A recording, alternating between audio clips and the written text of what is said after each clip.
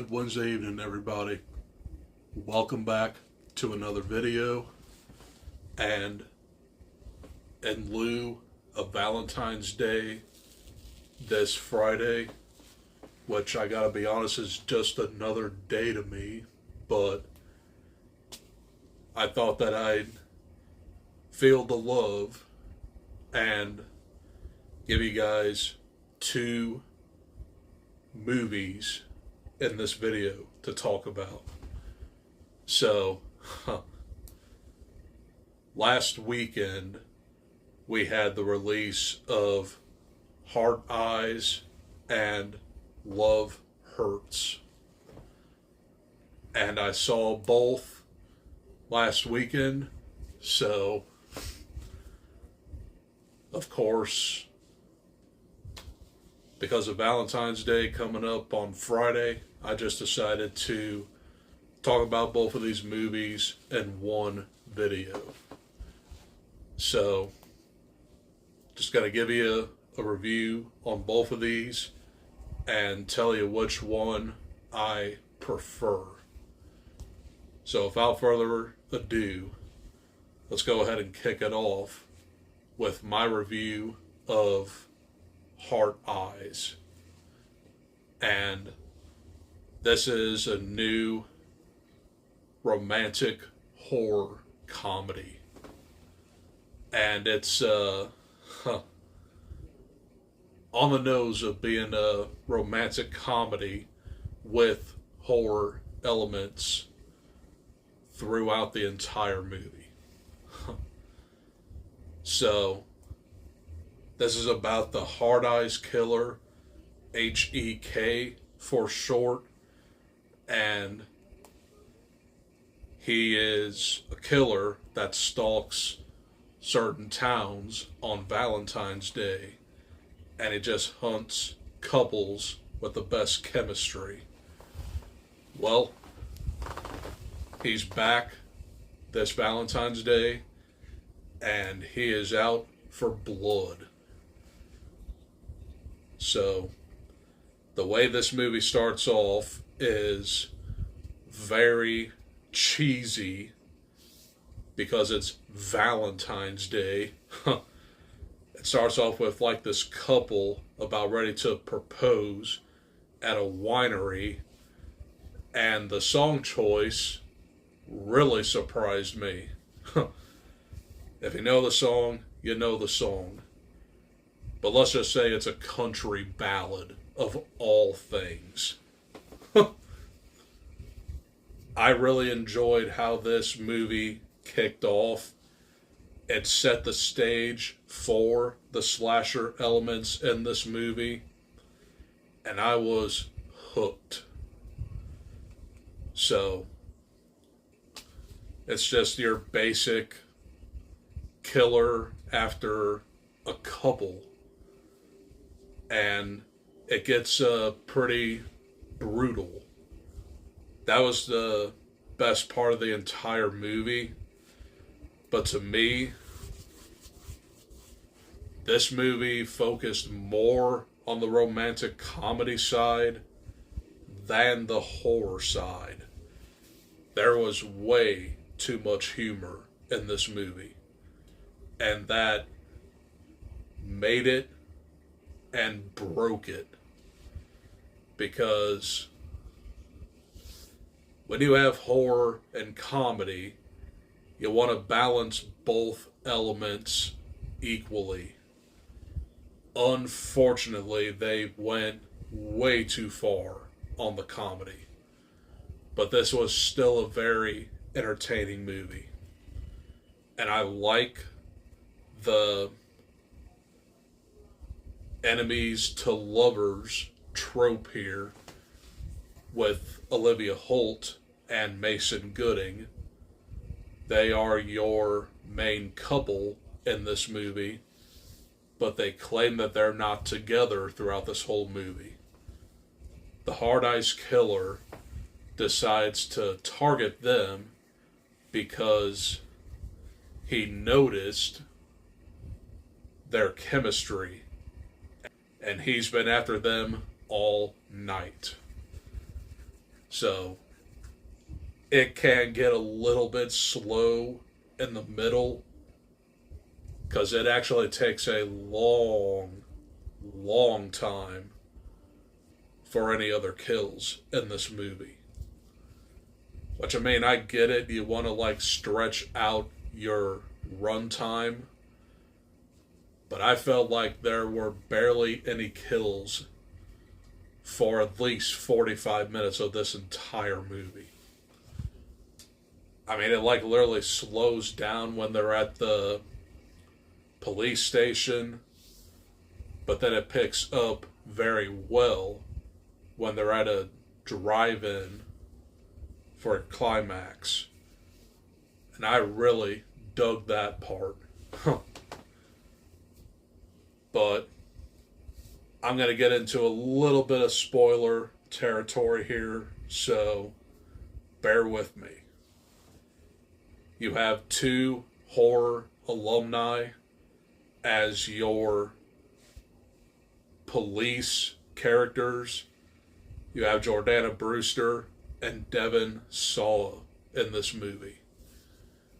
So, you would think that one of them could possibly be the killer.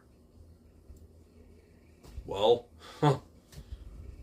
I pretty much called it, but I was right, but I was wrong as well. So, if you've seen the movie, you know what happens. But let's just say the killer reveal, I pretty much predicted it when I did a process of elimination on who it would be. And this ended up being like 3 different killers. So, the climax of this entire movie took place in like a church, and it's kind of forgettable in a way. But it definitely has a pretty gnarly death scene for one of the killers. So, not going to give it away. But there is obvious that this could be a franchise if it does well enough, which Valentine's Day coming up on Friday, I'm sure a lot of people will probably go see this over Captain America, but you never know. This could be the weekend for Hard Eyes and Love Hurts. We'll see what happens. But I really did enjoy this movie, despite too much comedy and a little bit of horror spread throughout. I also like the design here, and I can definitely see this being a brand new holiday horror classic. So, my final grade on Heart Eyes, I'm going to go a solid B. I would easily rewatch this again. It's just my type of movie. So, moving right along into Love Hurts. And this is a brand new action comedy, if you will. And this is also set on Valentine's Day. So this stars Ke Huy Quan and Ariana DeBose. And Ke Huy Quan is like a successful realtor who gets called back into his line of work that he did in the past. So apparently he was like a hitman after all these people after him. So his previous girlfriend was trying to track him down to have him help her take out all of these people after him. So basically, another John Wick knockoff. But this movie, although I had fun with it, it's just not that memorable. For one, it's only 83 minutes. They could have easily made this like 100-ish minutes. So, with that short amount of time, they tried to develop plot twist after plot twist. But it also seems to go nowhere. So, basically, Ke Huy Quan has to go back into this lifestyle without letting his realty team know what he's up against. And he's basically after his brother. And then you have like henchmen, which I really did enjoy all the fight scenes in here, but they're just trying way too hard to be John Wick. It's nothing spectacular, but you also have the inclusion of Marshawn Beast Mode Lynch in here. Yeah, that is his nickname. And he's not really that good of an actor. But I did enjoy him in this movie. It's very campy, but it's supposed to be campy, if you know what I mean.